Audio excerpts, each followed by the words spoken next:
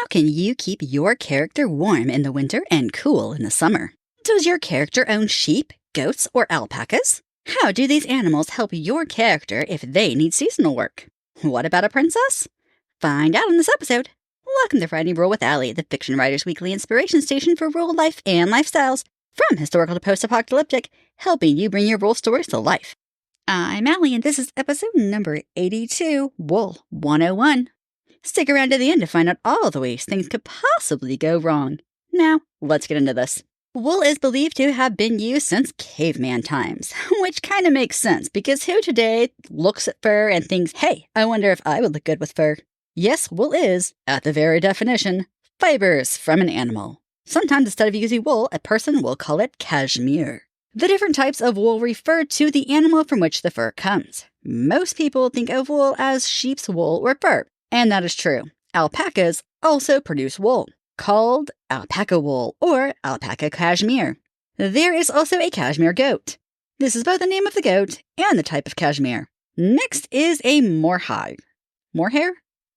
Next is a mohair. This comes from an Algeria goat. The Algeria rabbit produces Algeria fibers. This is normally what is used in the fluffy collars or hoods of winter clothing. There is also camel cashmere that comes from a camel. Now, as I talk about how wool is harvested, please know that I will refer to sheep, but this is done with all animals on this list. The first thing that will need to happen is that the sheep needs sheared. This means cutting off of the wool. Depending on the breed of sheep, they can be sheared 1 to 3 times per year.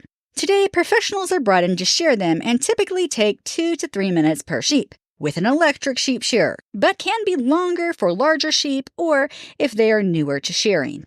Shears originally looked like 2 knives that scissored together. However, they had a U-shaped metal that connected them, and they did not have a lever like scissors do. A sheep shearer had to squeeze them together. This is a great hand workout. To top this off, each sheep will take between 20 and 40 minutes to shear when they are using hand shears. Meaning that if we take the 30-minute average and finagle some math, working 12-hour days with no breaks, it would take a person 83.5 days to shear 2,000 sheep. However, it would take 5 people working the same amount only 16.5 days to shear that many. This is why historically they hired mini shearers, as they were the ones to shear sheep, or they hired shearers to help them until the work was done. There is also an electric version. These look similar to human clippers in the electric box part. The actual cutting part looks like 2 wide-toothed combs that are sharp and slide against each other just like the human clippers do. Both types will dull with use. The electric shears are sharpened with files specifically designed for them. Hand shears can be sharpened with files but are normally sharpened with sharpening stones. The Amish in my area will have several hand shears, and one person will be shearing until they get dull, and the second person will sharpen the shears as the other person uses the next pair of shears. This way they always have a sharp pair of shears. I have seen on YouTube videos people sharpening them with a grinder and some kind of flap disc, but I have never seen this done in person. After the sheep are sheared, the raw wool is washed. Raw wool just means that it has not been processed or refined. In modern times, washing wool is usually done on an industrial level by cleaning chemicals. On modern family farms, this is done with Dawn dish soap and vinegar. Historically, it was done with lye soap and vinegar. An important note about lye, it needs to be watered down in the water and mixed before the wool is placed in. You see, lye water is tested to see if it's actually lye, at least historically, by melting a feather in it. A simple way of saying a very strong soap.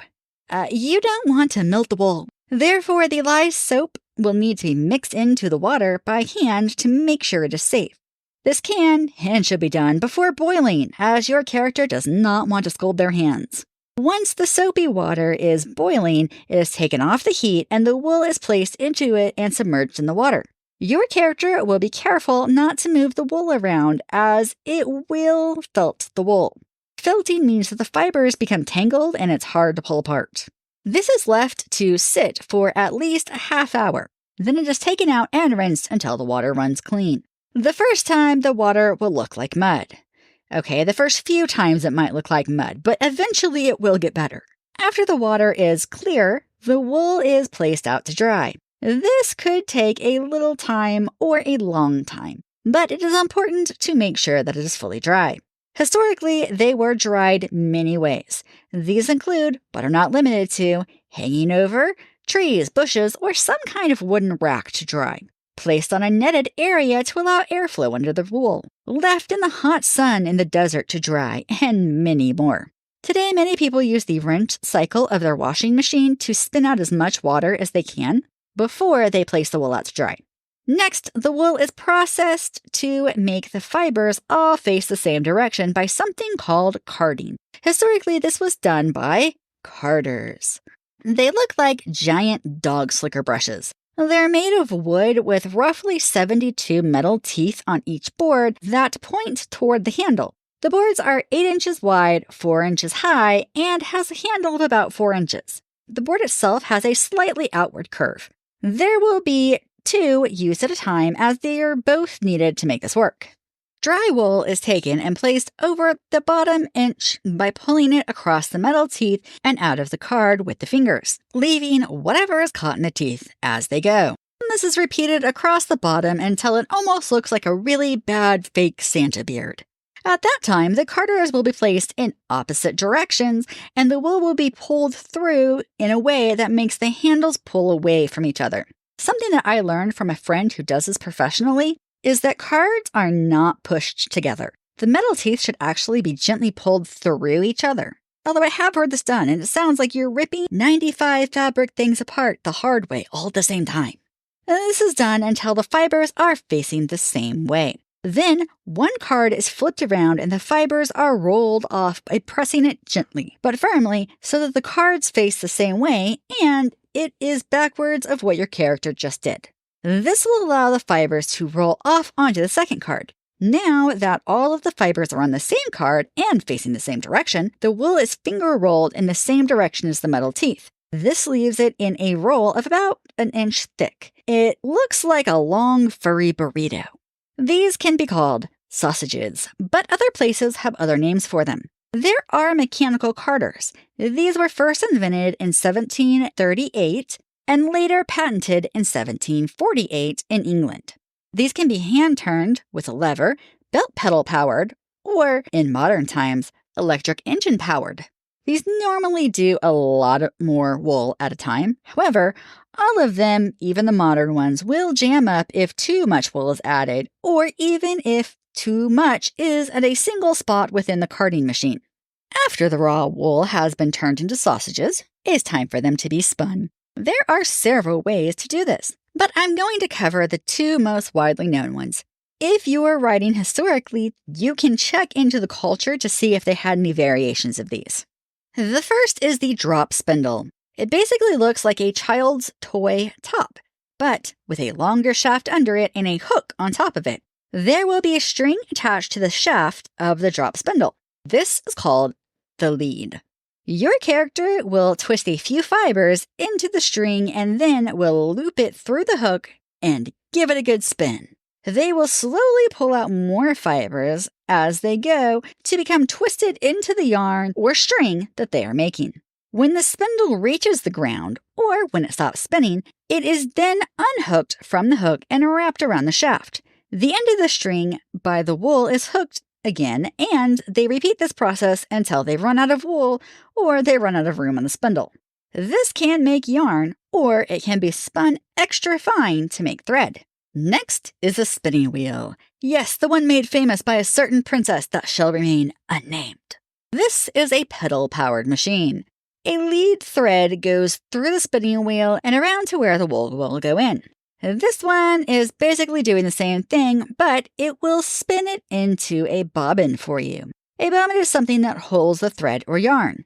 At this point, the wool can be used for many things: sewing, knitting, weaving it on a loom, crochet, and much more.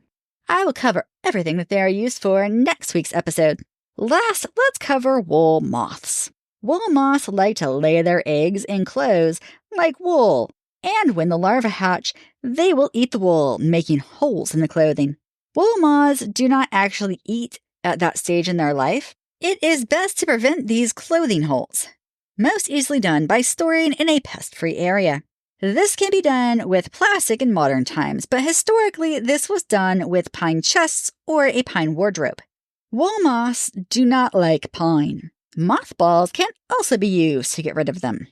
Fun fact, as of the time that I am recording this in 2024, Australia is the #1 worldwide producer and exporter of wool. If you're enjoying this podcast, drop me a comment. I love to hear from you and answer questions. And don't forget to share with a friend. Now, for everyone's favorite part. Likely to go wrong. Your character is learning how to use hand shears on a sheep and cuts the sheep's skin. While people try hard not to hurt animals, they are still animals and they don't always hold perfectly still. Also likely to go wrong. Your character tried to shear off mats that are on a sheep that they bought. The mats pull the skin, making wrinkles, and they nick the sheep many times. Possible to go wrong. Your character is using a drop spindle. As they are letting it drop in its spinning, it lands in the mud, making the wool on it dirty. Possible to go wrong. Your character is shearing a sheep and the sheep pees on them. Unlikely to go wrong. Your character refuses to buy cashmere, not knowing that it is a type of wool. Also unlikely to go wrong. Your character is using a spinning wheel, and they try to move some of the string on it and get their finger caught in it. This would hurt and could even break their finger. Improbable, but still technically in the realm of possibilities. Your character's dog thinks that the wool is some kind of food. They try to eat it and quickly spit it back out. Thanks for listening. Until next time, happy wordsmithing!